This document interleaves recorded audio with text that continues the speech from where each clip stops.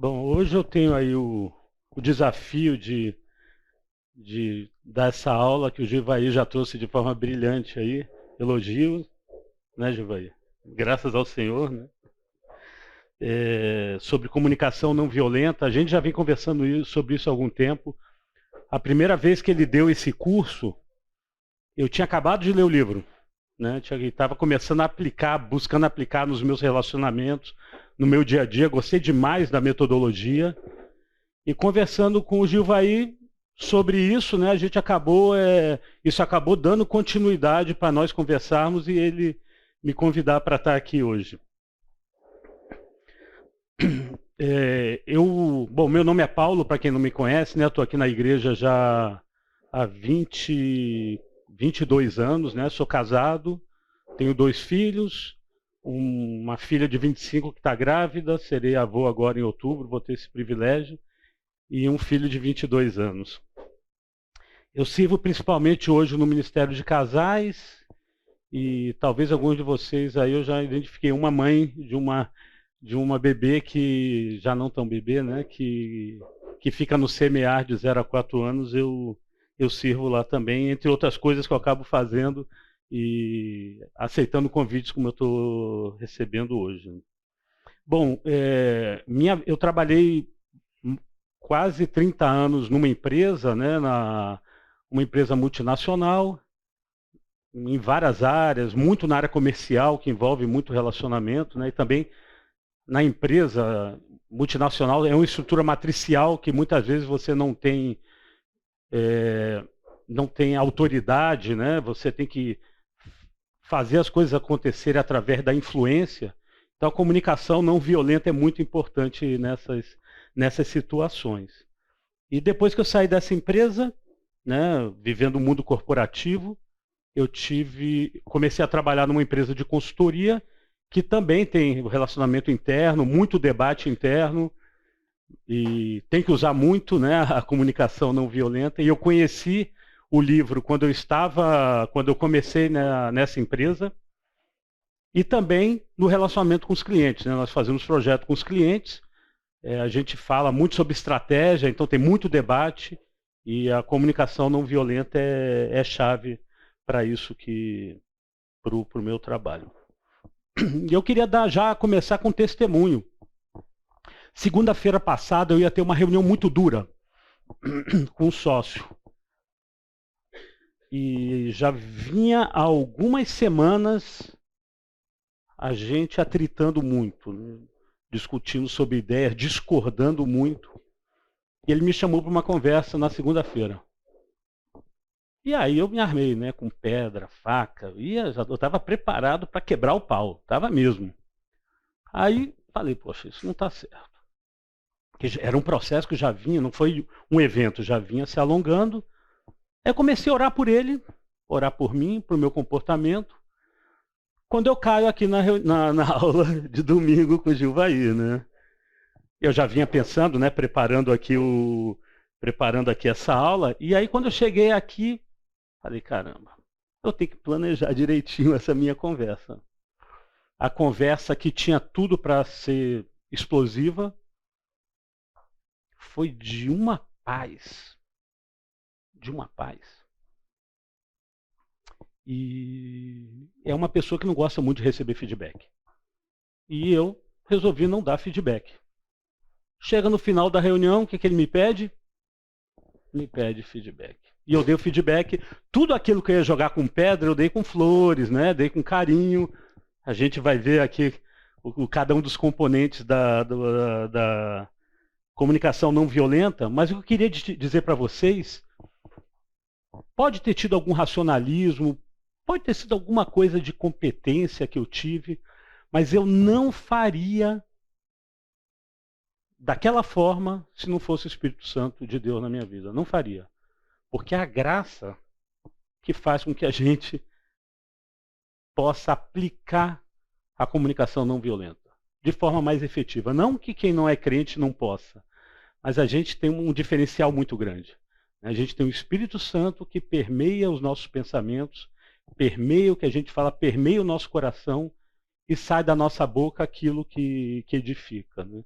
e que testemunho. Eu já venho falando de Cristo para essa pessoa há algum tempo, né? Como é que eu poderia dar um mau testemunho de ter uma comunicação que não agrade a Deus, que não seja como Deus nos ensina, né? Então, é isso que eu estava conversando com o Gilvaí, eu achei que era um exemplo, e a gente vai falar muito sobre isso hoje. Ok? Vamos orar? Senhor Deus, te louvamos por esse momento, te louvamos pela nossa igreja que busca conhecer a tua palavra, busca ser obediente a ti, como melhor manifestação de amor que a gente pode ter por ti, Senhor, obedecendo teus preceitos. Obrigado pela vida do Gilvaí, que se aplicou na preparação desse estudo. Obrigado que o Senhor trabalhou na vida dele, que o Senhor possa me abençoar hoje aqui também, que a gente possa falar da tua palavra e principalmente entender como é que a gente deve se comunicar de forma efetiva no ambiente de trabalho, para que a gente tenha benefícios, mas principalmente que seja um testemunho da tua graça, da tua misericórdia, para que outras pessoas também queiram seguir o mesmo Senhor, o mesmo Deus que nós seguimos, e para que eles já te conhecem, que possamos ter conversas, debates, discussões que sejam edificantes, Senhor. Que o Senhor possa abençoar o nosso dia, abençoe o culto que a gente tem lá em cima, as pessoas que estão lá, e que a gente tenha um domingo de muito aprendizado e reflexão na tua palavra, Senhor. Em nome do teu Filho Jesus que a gente ora, amém. Então vamos lá. O objetivo aqui é apresentar como a comunicação não violenta, ela pode ser utilizada no mundo corporativo, no ambiente de trabalho, né? Então a gente vai sair um pouco dos relacionamentos conjugais, familiares, com o vizinho, e o nosso foco vai ser principalmente hoje falar do ambiente de trabalho. Os conceitos são os mesmos, mas a gente vai poder refletir e pensar em aplicações no nosso ambiente de trabalho. Quando a gente fala ambiente de trabalho, pode ser num trabalho voluntário, não necessariamente remunerado, mas aonde você trabalha com projetos e tem que entregar resultados, precisa dos outros para que você entregue resultados, os outros também precisam de você para entregar o resultado.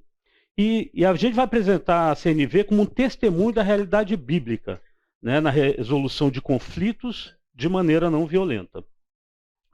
Então, praticar a CNV não é somente um exercício racional, né, mas existem os componentes emocional e espiritual que a gente aplica através do amor de Deus e do poder do Espírito Santo, como eu falei, o meu exemplo mais cedo.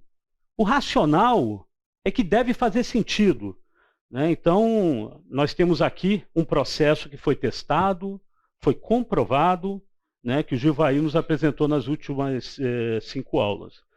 Tem o emocional, que deve estimular o nosso querer, né?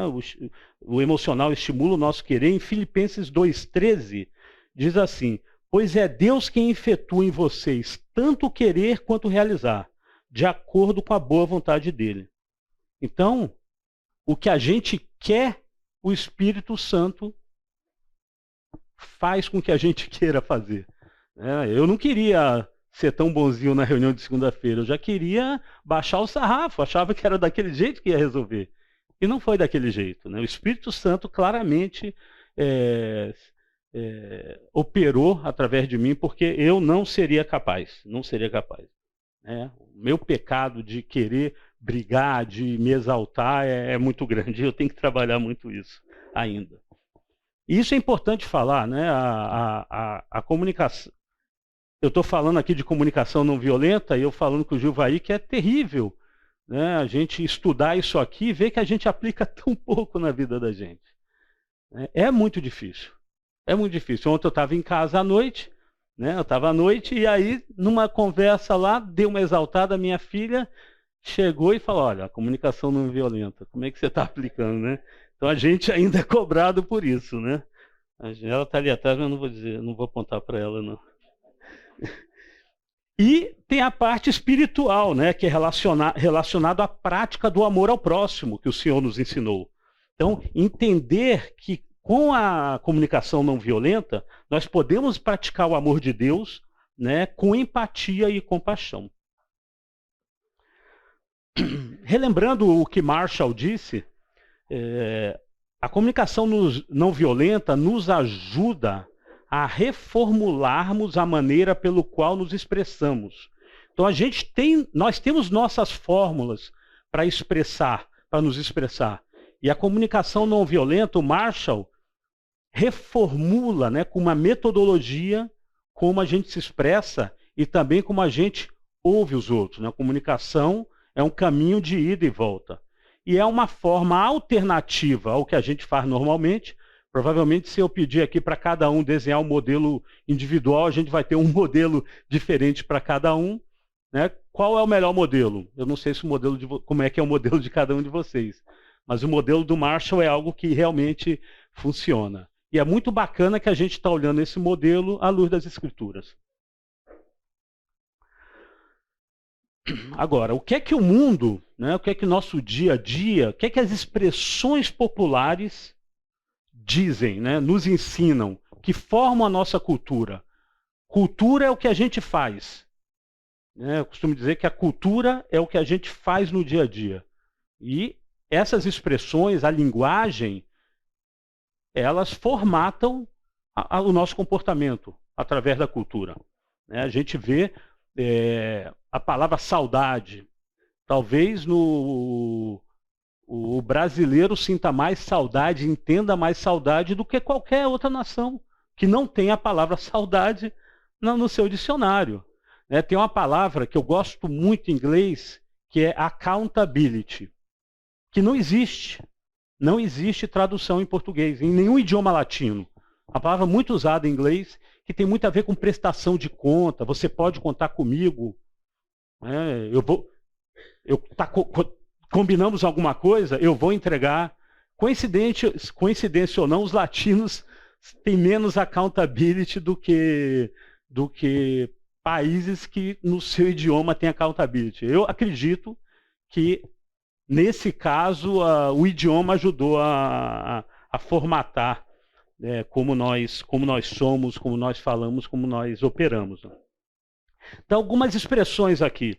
Eu falo o que penso. Vocês acham que essa é comunicação violenta ou não violenta?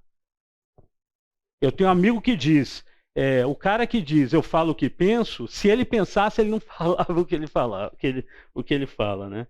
E a CNV nos ensina a expressar sentimentos e necessidades de forma respeitosa e consciente, buscando conexão ao invés de impor uma opinião.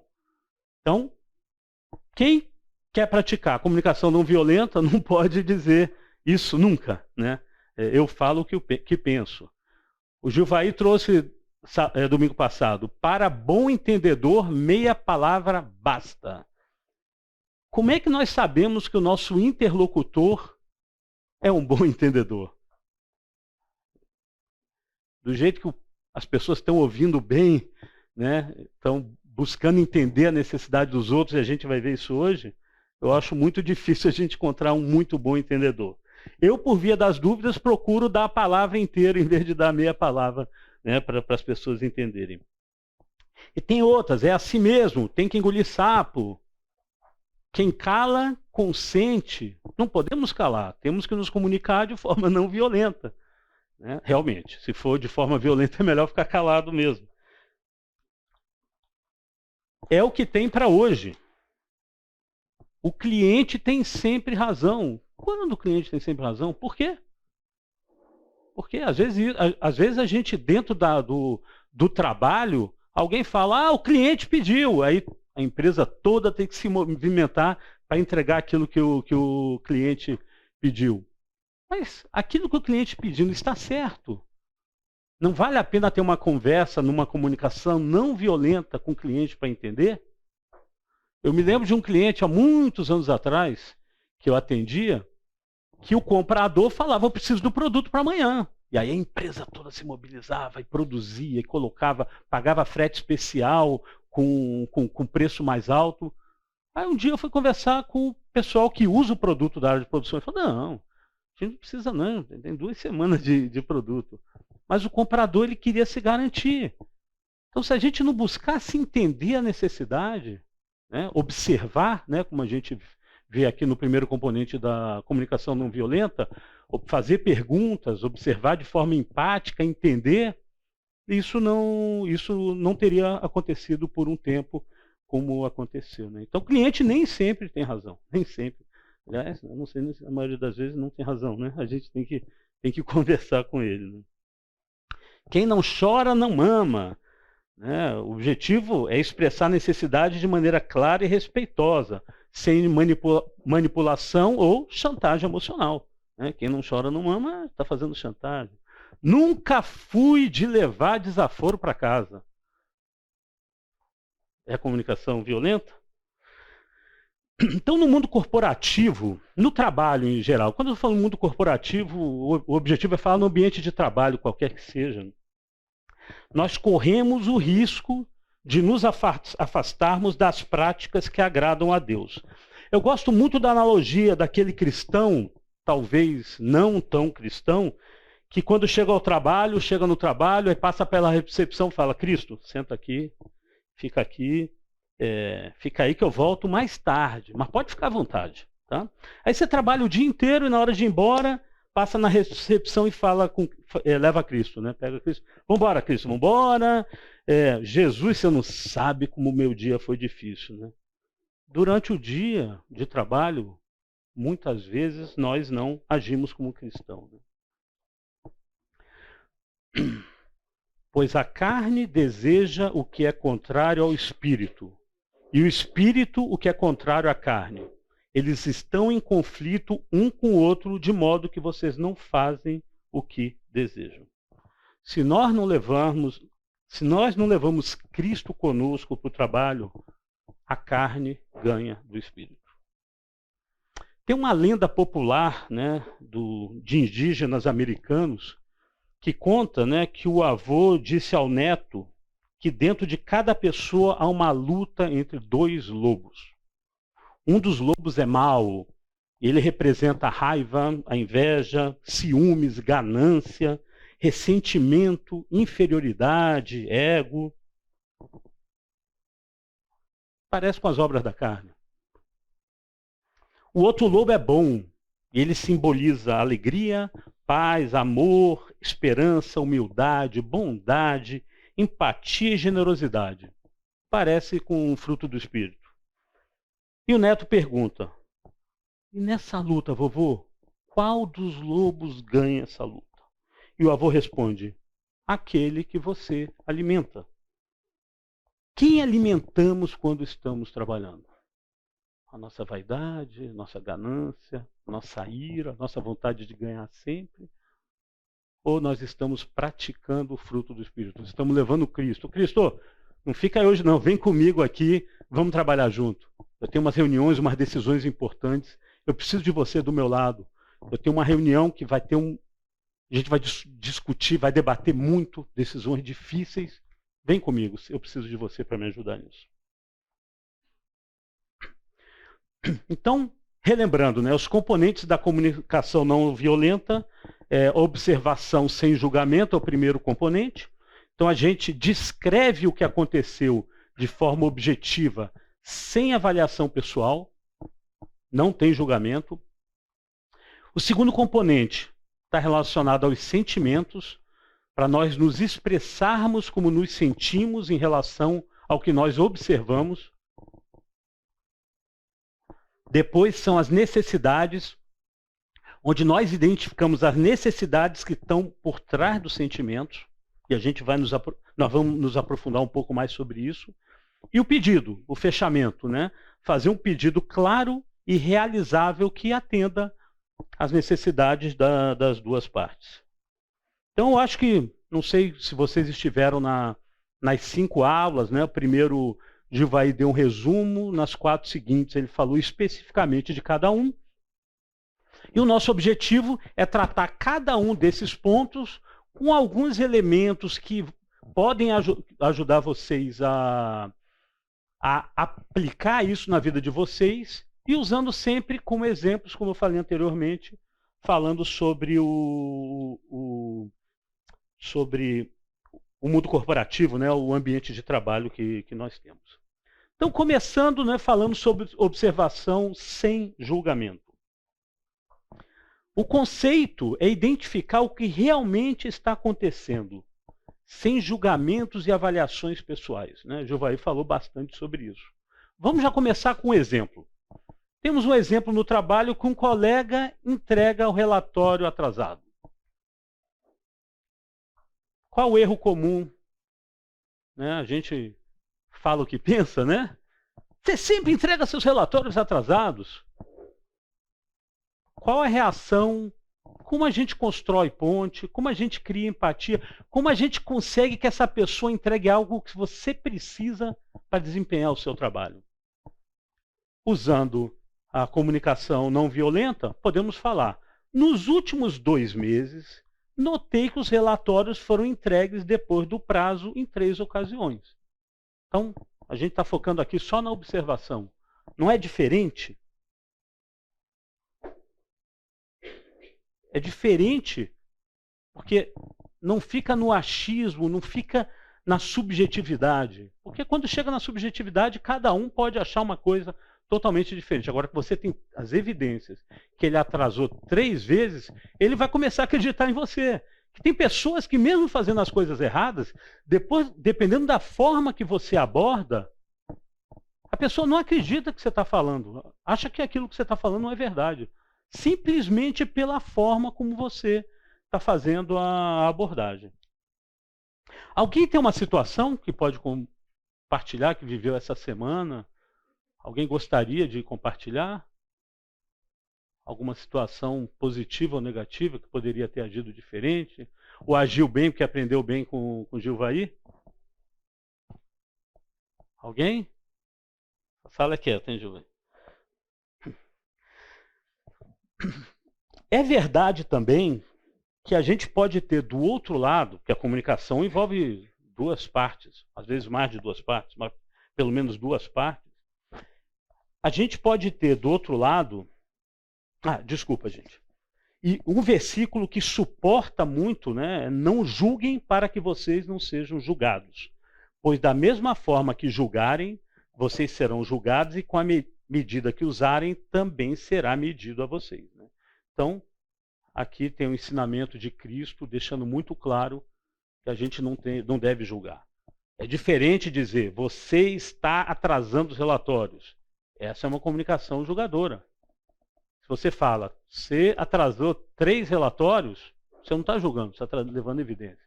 É bem diferente.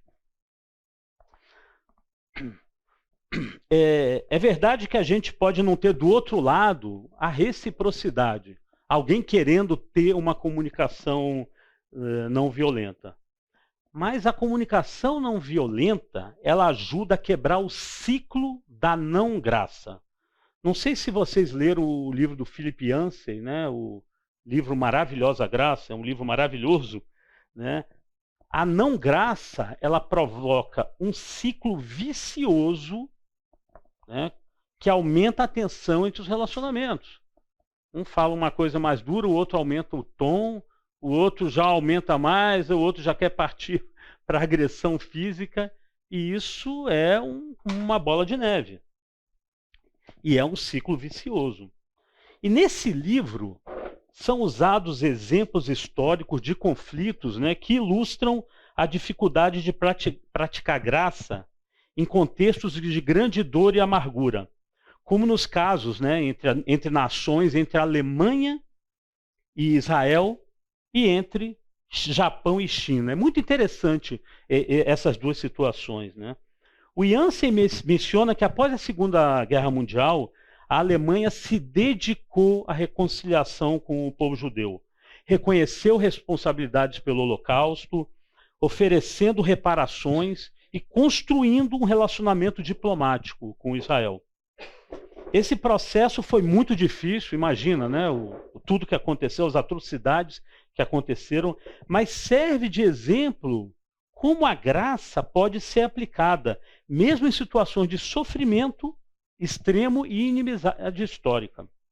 O chanceler, um momento crítico foi quando o chanceler alemão esteve no memorial na Polônia, ele se ajoelhou em silêncio pedindo simbolicamente perdão pelas atrocidades cometidas pela Alemanha nazista durante o Holocausto. Esse gesto ele quebrou o ciclo da não-graça, né? O perdão quebra esse ciclo da não-graça e fortaleceu a relação entre os dois países. Por outro lado, ele comparou esse esforço com o Japão e com a China, onde as atrocidades cometidas pelo Japão não foram tão diferentes, né? E não foi seguido por um processo de reconciliação ou pedido de perdão, comparado ao que a Alemanha fez. A falta desse reconhecimento, né, e da reparação do que eles destruíram, né, nesse conflito, resultou numa relação tensa e não resolvida entre os dois países até hoje, né? Isso demonstra a importância da graça como elemento crucial para quebrar esse ciclo, né, de ressentimento e vingança. A graça, como o Yancey descreve, é uma força que interrompe o ciclo da não-graça. E também está profundamente conectado com os princípios da comunicação não violenta, que busca restaurar os relacionamentos com a metodologia por meio de empatia e compreensão. A reciprocidade, né, com essa quebra do ciclo da não-graça, é um processo, não é um evento. Nós não podemos desistir nas nossas relações do trabalho, nós não podemos desistir se não der certo em um evento. Você pode falar, ó, Giovanni, tentei, não funciona. Não é um evento, é um processo, né? E esse processo pode ter retrocessos, né? Então, os relacionamentos são uma construção que nunca acaba. A gente pode sempre fortalecer os nossos relacionamentos. Mas quanto mais nós amamos a pessoa e praticamos a CNV, mais o relacionamento é edificado, se torna forte e menos sujeitos a intempéries, rupturas que possam vir a acontecer, que é normal, né? Os conflitos, os problemas surgem, mas quando você tem uma estrutura sólida, você está menos sujeito a essas intempéries. Então, a observação é o primeiro componente da CNV, né? E entender a situação sem julgamentos e interpretações pessoais é chave. Ora, isso é fácil? O que vocês acham? Nessas últimas 5 semanas, como é que tem sido a reflexão para vocês? Pelo visto, eu acho que vocês ainda acreditam, né, que pode dar certo, que já está aqui na 6ª aula, né? Então vocês ainda têm fé, têm esperança. Mas qual a nossa tendência de agir? É responder, não vou levar desaforo para casa. É violência, é o nosso pecado. É o nosso pecado que faz isso acontecer. Agora, como é que nós podemos ser ajudados? Na observação, nós podemos fazer perguntas de esclarecimento para entender a situação. E nem sempre nós conhecemos todo o contexto, né? Eu não sei se vocês conhecem a analogia do iceberg, eu gosto muito da analogia do iceberg, que na parte de cima representa as necessidades que são visíveis. E você vê, você conversa com a pessoa, todo mundo que conhece a pessoa sabe qual é a necessidade aparente dela, os desejos aparentes, aquilo que incomoda, aquilo que não incomoda. Isso é o que está em cima, né, do nível do mar. Mas o que é que está embaixo? O que está embaixo é que afundou o Titanic, né? O que afundou o Titanic, o que afunda os barcos é o que está embaixo. E é o que está embaixo que complica os nossos relacionamentos. A gente não conhece o histórico das pessoas. Muitas vezes, depois de muito tempo, e geralmente em situações de muita pressão, que a pessoa estoura, acaba falando coisas de você, do passado dela, que tem uma implicação muito grande nas necessidades, nos desejos dessa pessoa. E como é que a gente descobre o que está embaixo do iceberg? Fazendo pergunta de esclarecimento, nos colocando do lugar do outro, que é algo difícil também. E eu percebo que isso tem se tornado muito mais difícil nos dias de hoje, né? As pessoas vêm conversar conosco e nós não damos bola. já queremos responder, geralmente sobre nós mesmos. Não sei se vocês percebem isso. Eu sou muito sensível para isso. Sou muito atento, eu gosto disso, né? Eu gosto de analisar as pessoas. E tem um livro, né, que é a autora a Rebecca West, o livro é The Harsh Voice, que é a voz áspera, né, em tradução livre, que tem um conceito muito interessante, eu adorei, eu vi esse ano. Estou querendo até comprar esse livro para ler. Ela traz um conceito sobre a natureza da comunicação humana, onde ela sugere que muitas vezes o que nós chamamos de conversação, na verdade, é uma sequência de monólogos intercalados. Eu vejo isso acontecendo com tanta frequência, as pessoas não estão conversando. As pessoas estão tendo monólogos intercalados. Segundo essa ideia, as pessoas não estão verdadeiramente engajadas em ouvir umas às outras. Ao invés disso, cada uma está preocupada em expressar suas opiniões, pensamentos, experiências, que é tão valorizado hoje, né? E aguardando, nem sempre aguardando sua vez de falar sem realmente escutar o outro. Esse conceito ele se conecta à crítica de que frequentemente a comunicação é superficial e ela é egoísta, onde as pessoas se concentram apenas em afirmar suas próprias perspectivas sem a intenção genuína de entender o ponto de vista do outro, né? Guiado pelo individualismo e pela autossuficiência. Esse conceito de monólogos intercalados contrasta totalmente com a comunicação não violenta, que tem como base a escuta ativa e empática, né? Ouvir e se colocar no lugar do outro, em construir uma conexão autêntica que o monólogo intercalado não leva, e entender profundamente o outro. Para vocês pensarem e refletirem, né? Como é que vocês reagem quando uma pessoa te conta algo sobre ela? Você a ouve? Você se interessa e faz uma pergunta sobre o que ela te contou? Porque a pessoa, quando vai falar alguma coisa, ela nem sempre está querendo só informar. Ela pode estar querendo, ali é o início para te contar alguma outra coisa.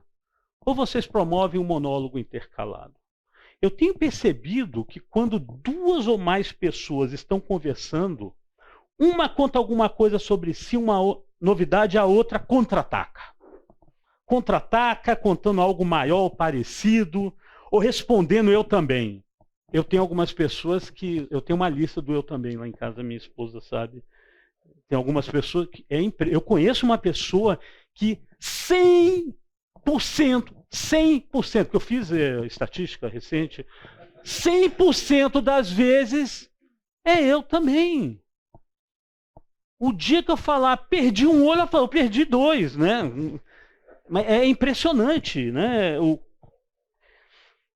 E eu tenho observado uma batalha, isso é muito sério, gente. Eu tenho visto uma batalha entre as pessoas, de uma perspectiva externa, praticando essa conversa sobre dois temas distintos, de monólogos intercalados.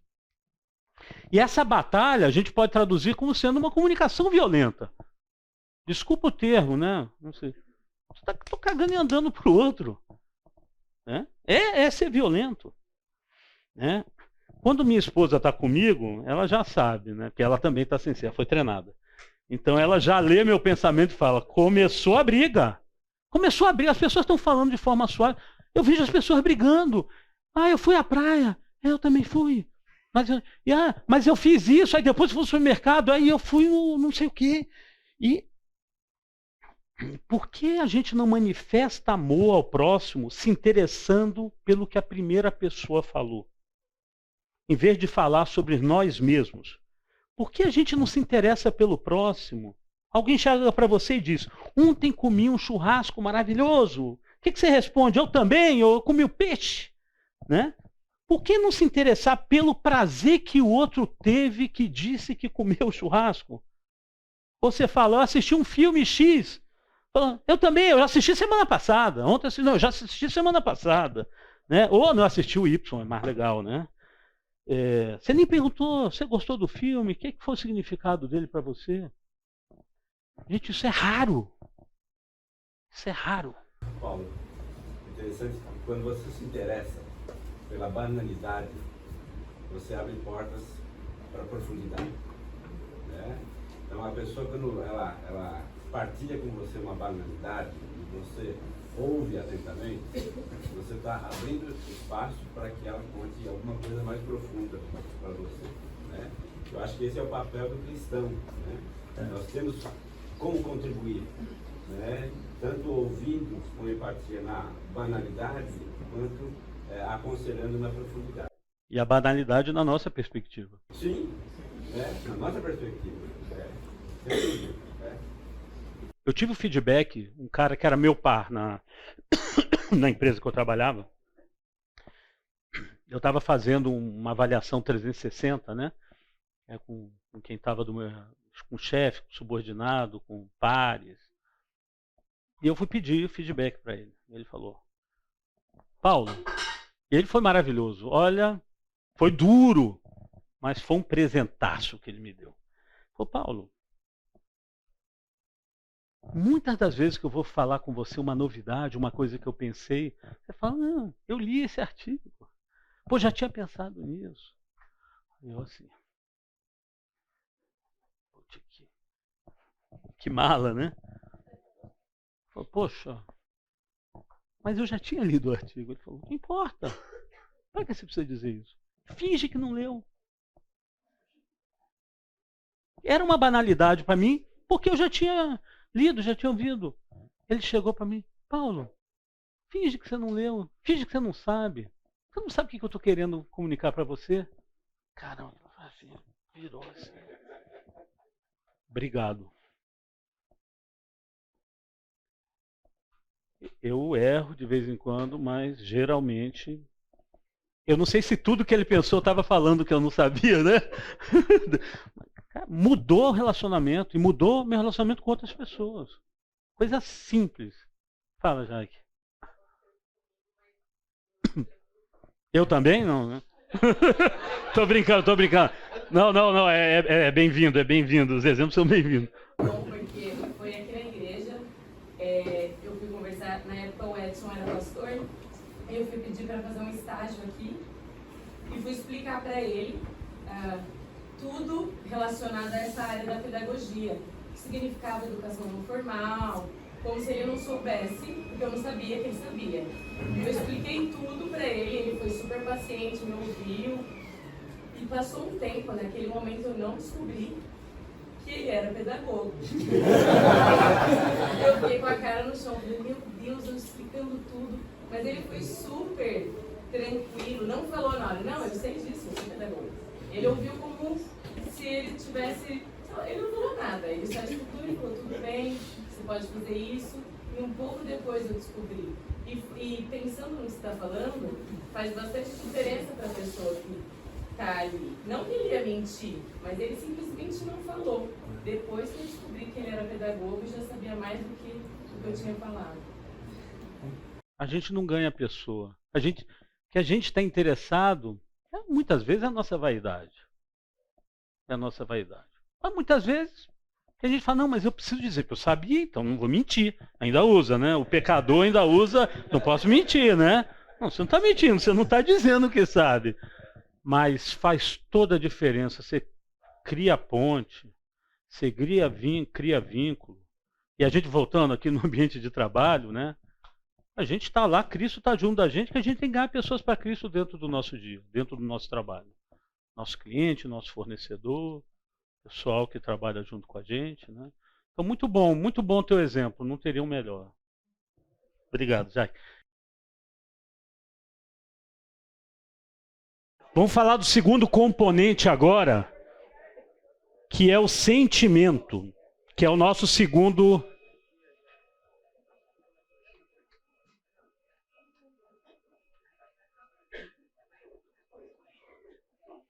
que é o nosso segundo componente, né? E o conceito desse componente do sentimento, ele significa identificar e expressar claramente os próprios sentimentos relacionados à situação observada, sem confundir sentimento com pensamento ou acusação. Porque muitas vezes o nosso sentimento é expresso em relação... na verdade, nós querendo acusar o outro. E a gente troca pensar, né, com sentir, né? Você fala, eu sinto que você vai fazer alguma coisa comigo. Não, você não sente. A gente usa mal, né, uma aplicação errada no português, né? Você acha, você imagina, você crê, mas não é que você sinta isso, né? E um exemplo no ambiente de trabalho, né? Um colega interrompe repetidamente suas falas em uma reunião. Tem gente que não gosta. Tem gente que não gosta de ser interrompido. Aqui vocês podem me interromper, viu? Aí, o que é que a pessoa diz? Você me deixa irritado, porque nunca me deixa falar. Como a gente poderia dizer? Quando eu sou interrompido durante as reuniões, eu me sinto frustrado, pois eu gostaria de concluir o meu pensamento. A pessoa vai entender, né, que você ficou frustrado, não que ele te irritou. A frustração é sua, que você pode até administrar, mas você está sendo honesto. Efésios 4:26. Quando vocês ficarem irados, não pequem. Apaziguem a sua ira antes que o sol se ponha. Esse versículo ele ressalta a importância de reconhecer os nossos sentimentos como frustração, como raiva, mas sem permitir que eles nos levem a pecar. Você pode até sentir isso, mas você não precisa reagir da mesma forma. Em Salmos 42:5, por que você está assim tão triste, ó minha alma? Por que está assim tão perturbada dentro de mim? Ponha a sua esperança em Deus. Os nossos sentimentos, eles podem e devem ser tratados por Deus. Quando a gente expressa os nossos sentimentos, a gente foca na nossa responsabilidade. Eu li um livro que ele apresentou um conceito muito bacana que se chama 100% responsabilidade. O nome do livro é o Navigating Change, do Gary Gore, e ele diz que nós somos 100% responsáveis pela forma que reagimos. Esse livro mudou muito o meu comportamento, né? Eu conheci o autor, ele é um cara cristão, não, era um cristão sério, ele já faleceu, mas era um livro do mundo corporativo com um monte de citação bíblica. E o 100% responsabilidade não é muito diferente do domínio próprio que o Senhor nos ensina nas Escrituras. Da mesma forma que no exemplo, né, que a pessoa ficou irritada quando foi interrompida, algumas vezes em casa, meu filho reclamou que minha filha estava irritando ele. E eu disse, opa, isso não é verdade. Ela pode até estar te provocando, mas a intenção, a irritação, é tua responsabilidade. Você é 100% responsável por se irritar. A decisão é sua, não é dela. Ela está te provocando, vamos tratar isso. Mas a tua irritação, ninguém irrita a gente. Vocês já imaginaram? É uma aplicação errada a gente dizer que alguém irrita a gente. Ninguém irrita a gente. As pessoas podem provocar, fazer um monte de coisa e você se irrita. Você é 100% responsável pela forma como você reage a uma provocação. Tem um livro chamado Em Busca de Sentido, não sei se alguém já ouviu falar do Viktor Frankl. Ele descreve que mesmo nas condições mais desumanas no campo de concentração nazista, que ele era prisioneiro, ele descobriu que havia uma área de liberdade interior e que os guardas e que os guardas e as circunstâncias externas não podiam controlar ele. Imagina, o cara estava no campo de concentração e ele encontrou um espaço que os guardas não podiam controlar ele. Não controlava a sua mente. Ele não podia mudar o sofrimento que acontecia ao redor dele, ele não conseguia. Mas ele tinha o poder de reagir internamente. Isso levou ele a um insight profundo, né, que a última liberdade humana que nós temos, independente das circunstâncias, é a capacidade de escolher a atitude. É a última liberdade. E ele sobreviveu. Ele sobreviveu pela capacidade que ele teve de controlar como ele reagia a todas as ações que ele recebia, a violência que ele recebia naquele campo de concentração. E Paulo ensina sobre o contentamento também, em todas as circunstâncias, confiando na força que vem de Deus, independente das dificuldades ou até a abundância de vida que tem. Filipenses 4, de 11 a 13 fala: não estou dizendo isso porque eu esteja necessitado, pois aprendi a adaptar-me a qualquer circunstância, como Viktor Frankl. Sei que é passar necessidade e sei também o que é ter fartura. Aprendi o segredo de viver contente em toda e qualquer situação. Seja bem alimentado, seja com fome, tendo muito ou passando necessidade. Tudo eu posso naquele que me fortalece. Então, nós somos sempre responsáveis por como reagimos a qualquer situação. E nós somos afetados pela cultura predominante na nossa sociedade, que nos ensina a calar a respeito, né, dos nossos sentimentos, como se isso fosse uma demonstração de fraqueza, né? Isso a gente vê no ambiente de trabalho. Ainda mais no ambiente de trabalho muito competitivo, que muitos de nós vivemos, demonstrar fraqueza não é algo que seja estimulado. E o sentimento no ambiente de trabalho, né, ele é muitas vezes mal interpretado, né? Pode denotar fraqueza, alguém que vai colocar, vai mostrar, né, um sentimento, ou até vitimização, né? Tem pessoas que demonstram fraqueza para se vitimar. E isso leva a processos trabalhistas sem sentido, né, para a alegria dos advogados, não sei quantos advogados tem, mas essa questão da vitimização e ela ser reconhecida pela sociedade como algo que tem razão, né? Hoje em dia, na psicologia, tem coisas que são chamadas de doenças, de problemas, e é pecado. E é pecado. E a sociedade está aceitando a vitimização das pessoas, que ela não é 100% responsável. A responsabilidade é do pai, é da avó, ou de alguém que fez alguma coisa, e a pessoa não quer ser 100% responsável. Então, no ambiente de trabalho, essa atitude de 100% responsabilidade pode ser aplicada das seguintes formas, né? Assumir a responsabilidade pelas reações emocionais, em vez da gente julgar o outro por como nós sentimos, né? Por exemplo, ele me fez ficar com raiva. Ninguém me faz ficar com raiva.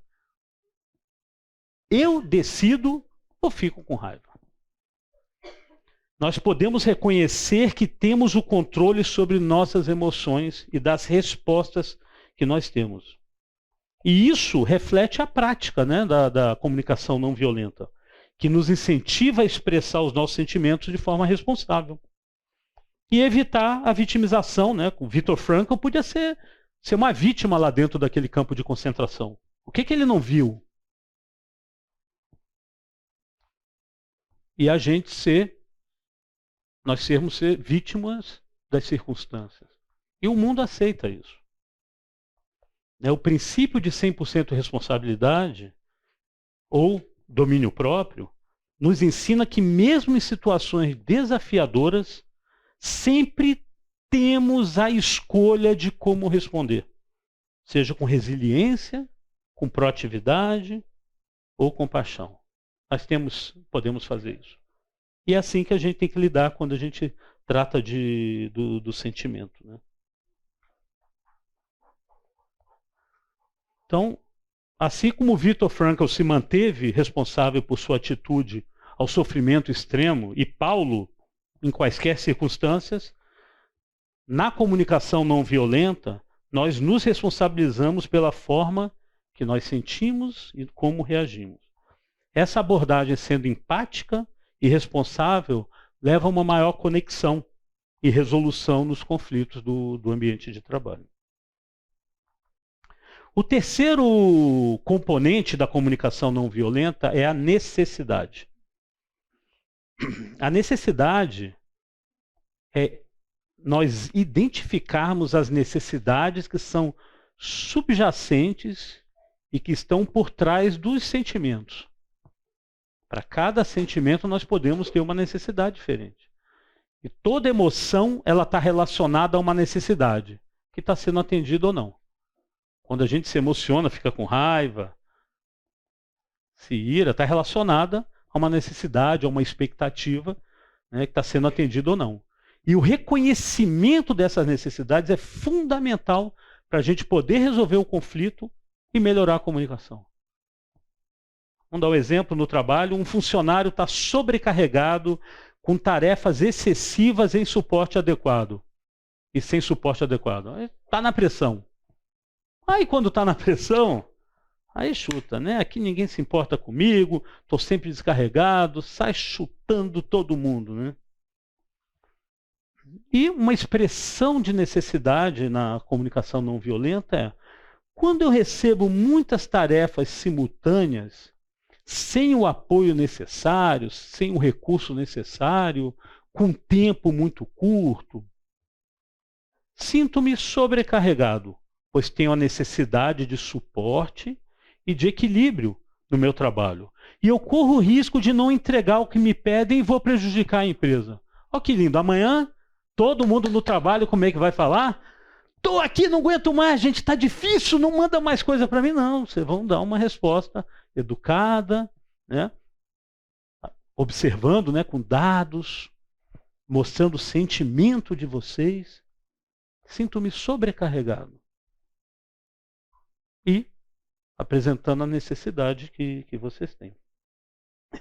Filipenses 4:19 fala: o meu Deus suprirá todas as necessidades de vocês, de acordo com as suas gloriosas riquezas em Cristo Jesus. Então, por que você está preocupado em estar sobrecarregado? Deus vai suprir, Ele te capacita, Ele deu a fala, né, para a gente falar aquilo que não provoque a ira, aquilo que edifica. Esse versículo lembra que as necessidades que a gente tem, elas são legítimas e que Deus cuida delas, o que nos encoraja a expressá-las de maneira clara e respeitosa. Esse versículo, ele tem que nos encorajar a gente praticar, apresentar as nossas necessidades de forma tranquila, com a sabedoria que ele nos dá. A necessidade é sobre nós e tem poder de criar empatia no outro. A gente precisa reconhecer o alto custo que tem, né, o alto custo de nós não expressarmos de forma clara o nosso sentimento. Quando ouvimos uma mensagem negativa que não atende às nossas necessidades, a gente pode reagir de 4 maneiras que o Gilvaí já falou e a gente vai relembrar.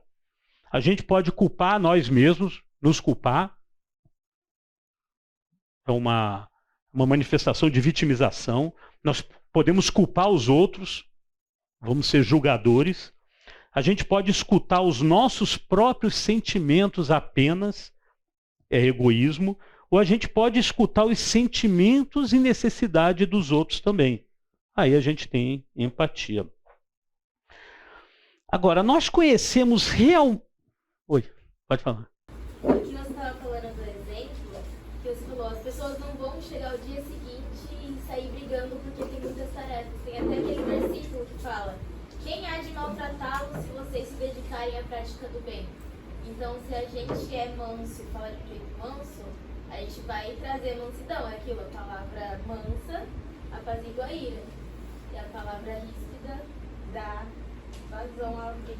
E você constrange, você sendo bondoso, falando de forma gentil, você constrange. Às vezes não constrange, você não tem reciprocidade no primeiro evento, mas com o tempo, eu tive um exemplo com uma pessoa que era muito difícil, que era o estilo dele. Ele atacava.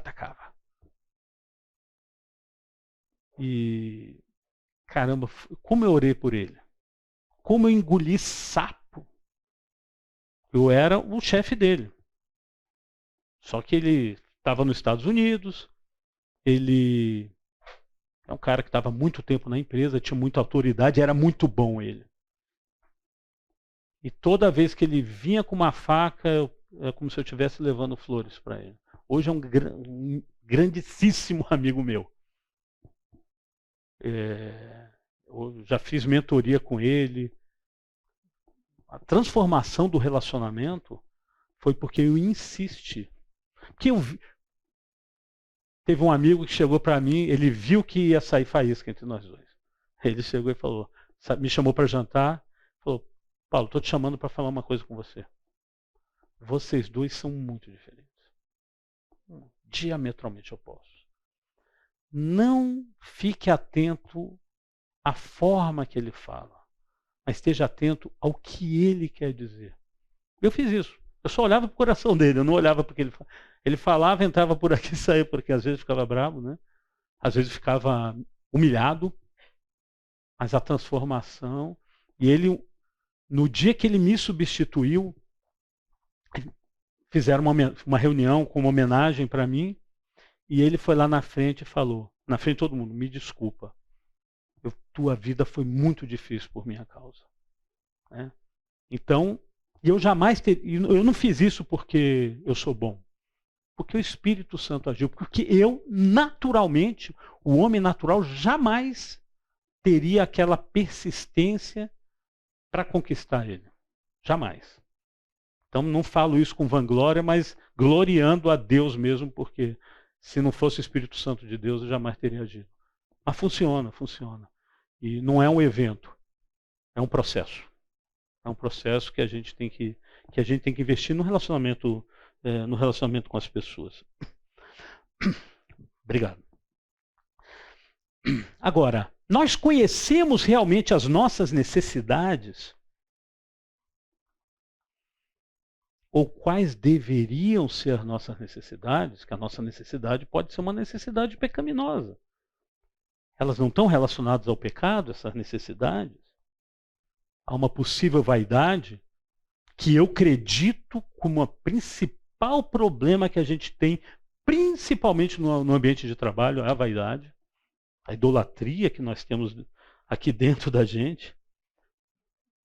Que o Pierre falou bastante, né, da idolatria com o Gilvaí. Realmente é o que mais a gente vê, Pierre. Concordo com você.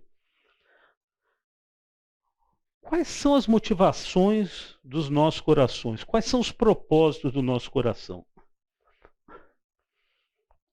Pegando a primeira parte, né, de Provérbios 25, fala que os propósitos do coração do homem são como águas profundas.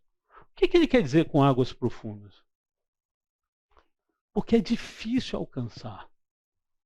Ou seja, é difícil nós sabermos os propósitos dos nossos corações. Você sabia que o homem conhece mais sobre o sistema solar do que sobre as profundezas do mar que estão aqui?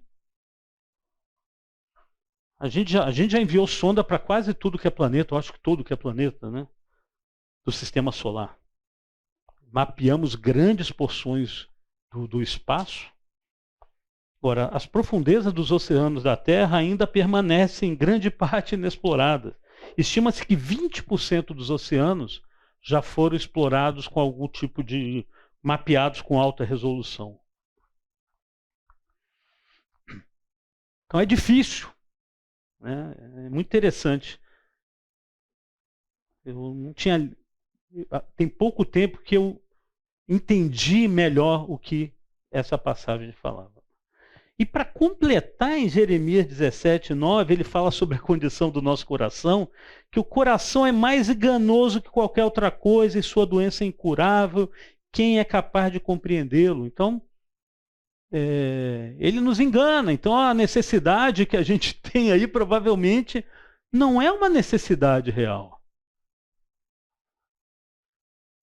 E esse versículo ele destaca a natureza enganosa e corrupta do coração humano, enfatizando como nossos desejos e intenções podem ser distorcidos. E muitas vezes nós mesmos não conseguimos compreender. Então, no contexto da CNV, ele nos lembra da importância de nós examinarmos os nossos próprios sentimentos e motivações com humildade, reconhecendo que nossas reações podem ser influenciadas por emoções, julgamentos mal direcionados. E a comunicação não violenta nos ajuda a praticar empatia e buscar uma comunicação mais honesta e respeitosa. Uma das descrições mais impactantes no contexto da Bíblia que a gente tem nas Escrituras está em Isaías 44, 18, 20, que está falando o contexto é da idolatria do povo, e ele destaca a natureza dissimulada que o nosso coração pecaminoso pode apresentar. Eles nada sabem. Vamos trazer para o nosso contexto? Vocês nada sabem. Vocês nada entendem. Seus olhos estão tapados e não podem ver. Suas mentes estão fechadas e não podem entender. Entretanto, há esperança, tá? Não precisam ficar tristes, né? Porque tem esperança para a gente entender o propósito do coração. Para ir lá, para a gente poder mergulhar bem e entender quais são os propósitos do nosso coração.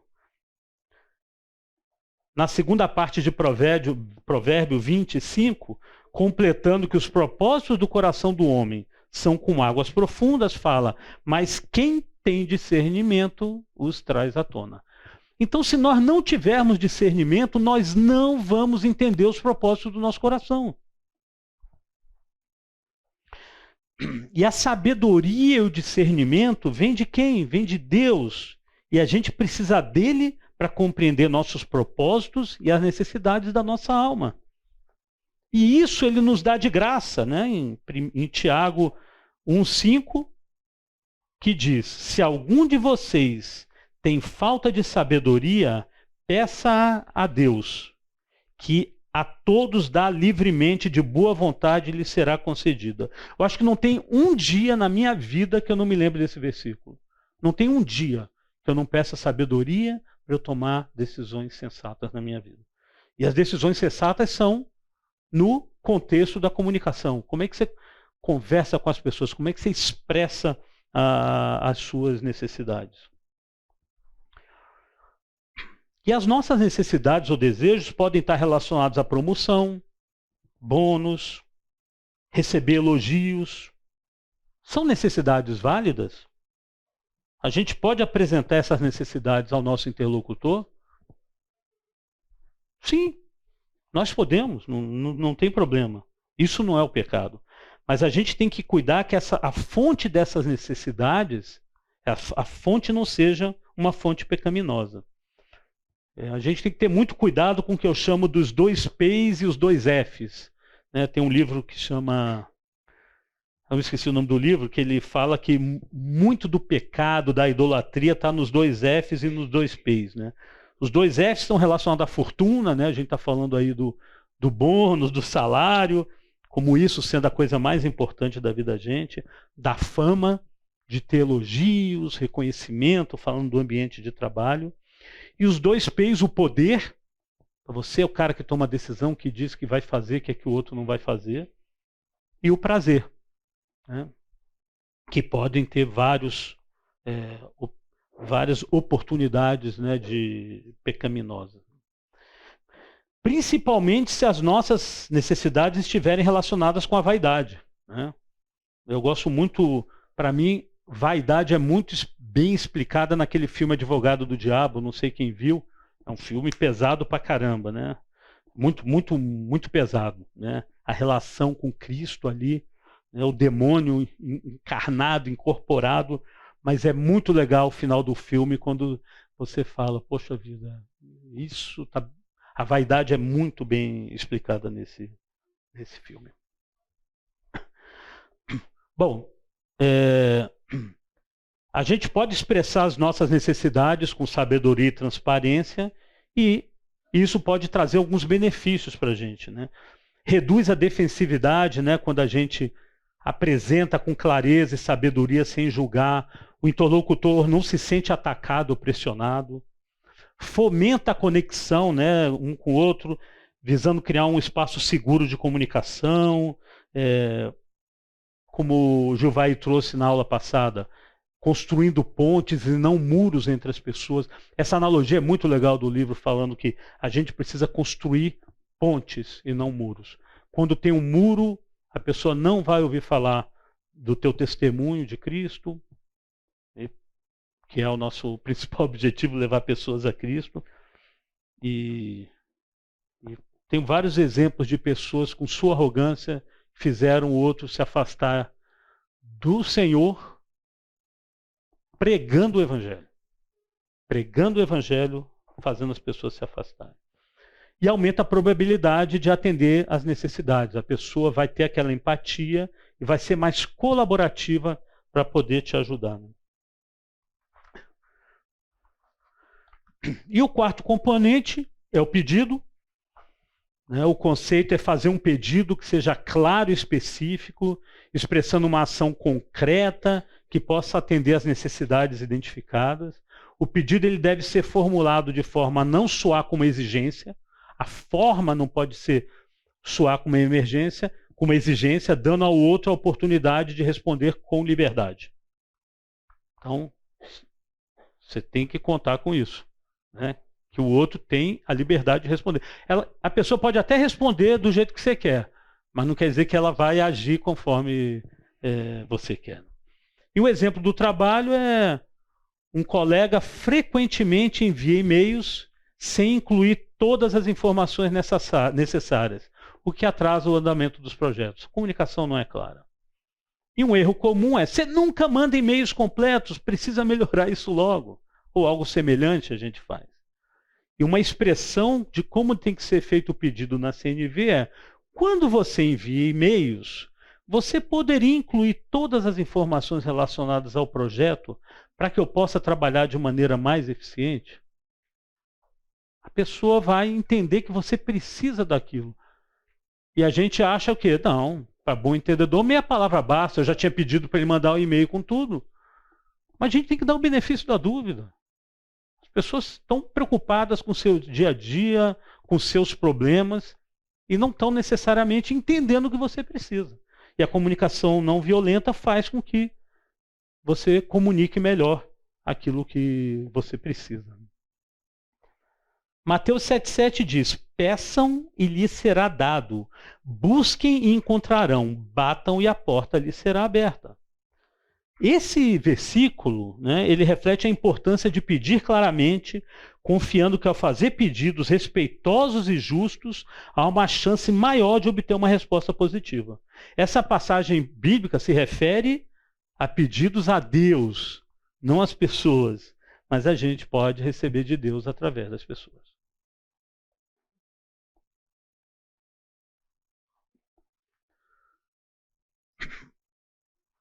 Os pedidos eficazes no ambiente de trabalho, né, aqui recapitulando o que o Gilvai já falou, nós temos que ser claros e específicos.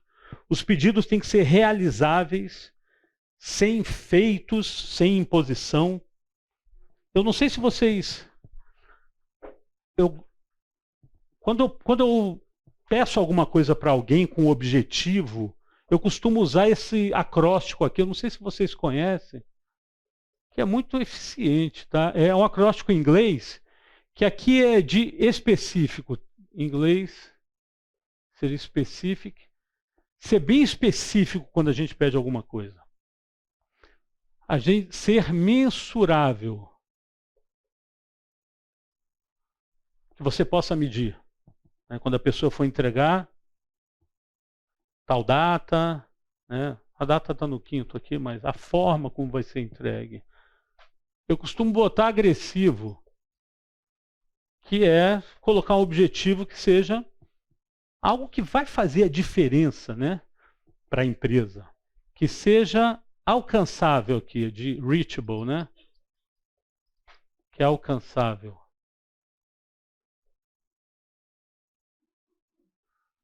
E aqui relacionado ao tempo, né? Então tem que ser agressivo, mas tem que ser alcançável, que isso aí tira a motivação de qualquer um. E tem que ter um tempo relacionado. Então, quando você fala, tem que entregar daqui a 3 semanas, em 3 semanas. Isso aqui é um contrato, que quando a gente faz, a possibilidade de acontecer, né, de ser entregue é maior. É uma forma de comunicação que pode ser usada.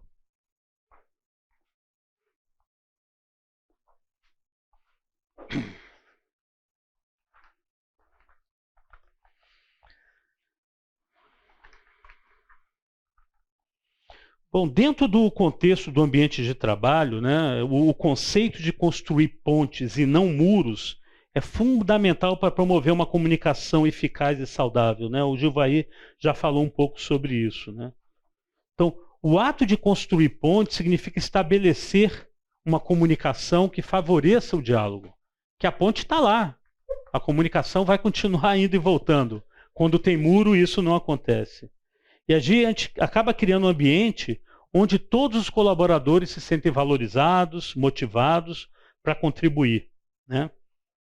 E quando a gente faz pedidos com empatia, como precisamos garantir que o projeto seja entregue a tempo, como podemos reorganizar nossas tarefas para que isso aconteça, a gente acaba criando um espaço seguro para essa troca de ideias, onde cada um pode compartilhar suas dificuldades, encontrar soluções em conjunto. Quando você apresenta as suas fraquezas, você abre a oportunidade para o outro também aprender as suas fraquezas, a apresentar as suas fraquezas, apresentar suas dificuldades e você também poder ajudar os outros. Então, esse tipo de abordagem da comunicação não violenta, ela constrói pontes de confiança e de colaboração. Agora, como é que a gente evita esse muro da resistência? Como é que a gente constrói esse muro? Ao fazer exigência, quando a gente se comunica de forma autoritária, e aí a gente constrói esses muros. As exigências no ambiente corporativo, como você precisa terminar isso agora sem desculpas, eu estou desapontado, eu estou frustrado com você. Quem já teve um chefe que já teve esse tipo de comportamento? O quanto vocês se sentiram motivados?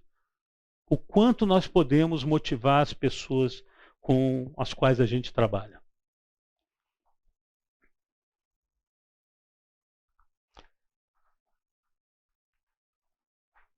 Então, evitar essas exigências e a gente adotar pedidos feitos com empatia, a gente previne a construção de muros de resistência e distanciamento e promove um trabalho mais harmonioso e produtivo. Nós sendo chefes ou não, a gente participando de qualquer ambiente de trabalho, nós podemos fazer a diferença no nosso comportamento. Não é só com os liderados da gente, não é só com os pares. Eu queria encerrar para a gente ter um tempinho ainda que pequeno para a gente conversar, que a comunicação não violenta, ela parte do princípio de nós nos interessarmos pelo próximo, de nós escutarmos, de nós amarmos o próximo, nós nos interessarmos pelas necessidades do próximo. E a palavra que se usa é de sermos altruístas. Isso vem de Deus, ser altruísta. E é impossível, pelo menos para mim, praticar a comunicação não violenta focando em si mesmo, sendo egoísta e, no caso, sem depender do Senhor. O Gilvaí falou semana passada que tem gente que diz que a comunicação não violenta ou esse tipo de abordagem é muito mimimi. É muita frescura. Pô, quanta coisa para a gente falar que está recebendo muito e-mail ou está sobrecarregado, né? Mas as pessoas se separam, as pessoas são demitidas, As pessoas são excluídas do convívio social, dos grupos de WhatsApp, porque não se comunicam de forma adequada. Geralmente, quem pensa assim se comunica de forma violenta.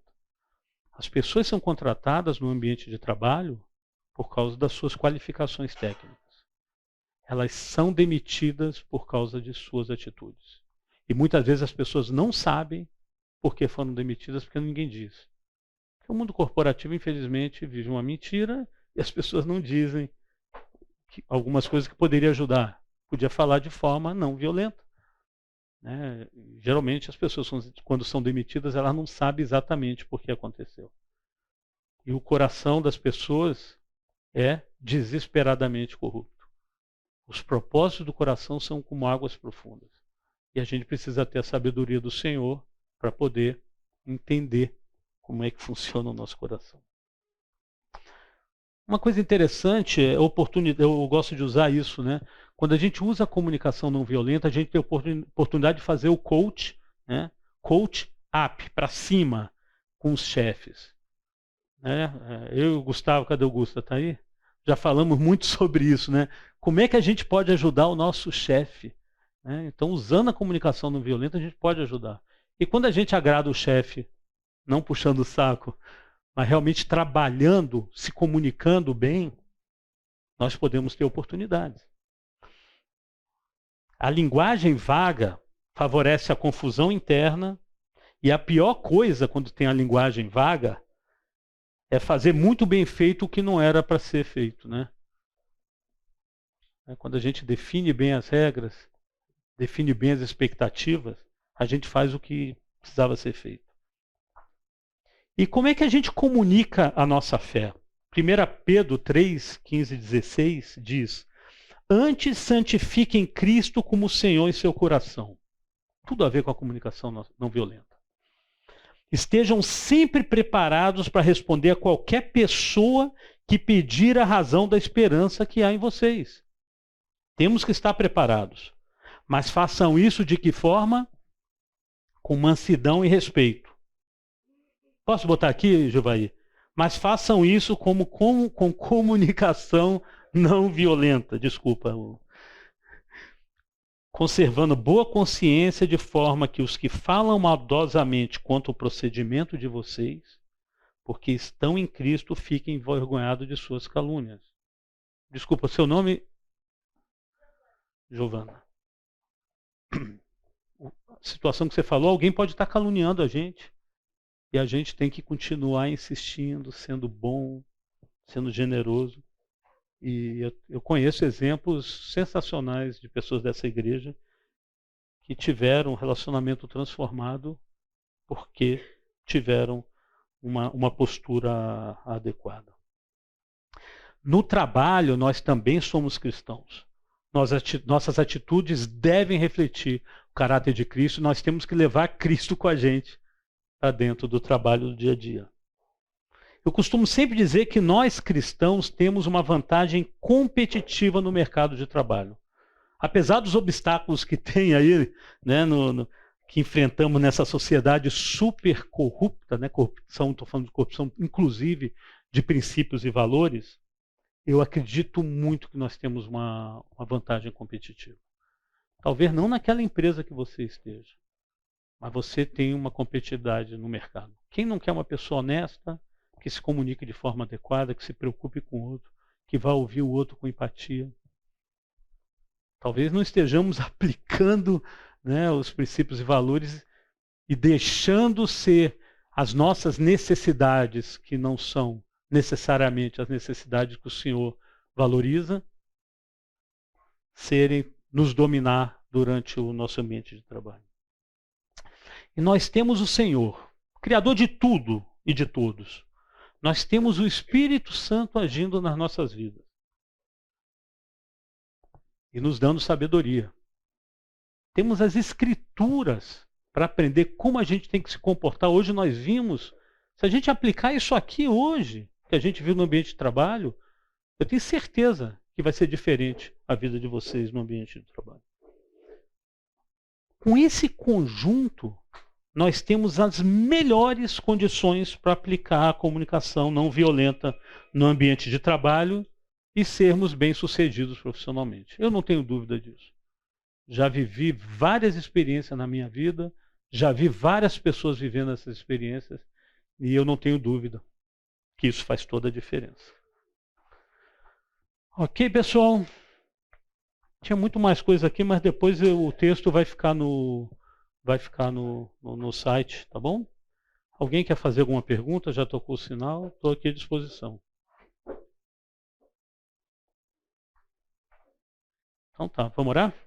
Senhor Deus, te louvamos, Senhor, por um momento tão especial, que a gente falou do uso da comunicação não violenta e dos versículos bíblicos que suportam como nós temos que nos comunicar no ambiente de trabalho, que o Senhor possa abençoar cada um aqui no seu trabalho, que é tão importante para o sustento da família.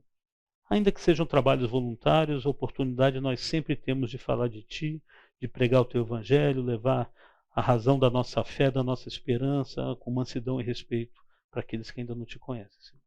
Esteja com cada um de nós aqui e nos dê essa sabedoria que vem do alto para a gente poder viver essa vida que, apesar de todos os obstáculos, nós temos o Senhor, o Criador, que nos capacita de uma forma impressionante, Senhor. Muito obrigado. Oro no nome do Teu Filho Jesus. Amém.